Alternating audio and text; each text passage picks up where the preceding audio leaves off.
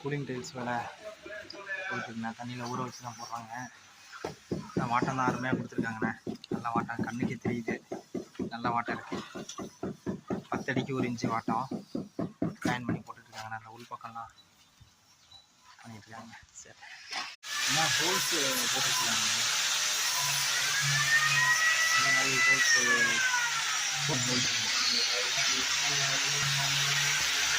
Pipe கட்டு கீழே வச்சுங்க. இது மேலே வச்சுங்க. இன்னும் கொஞ்சம்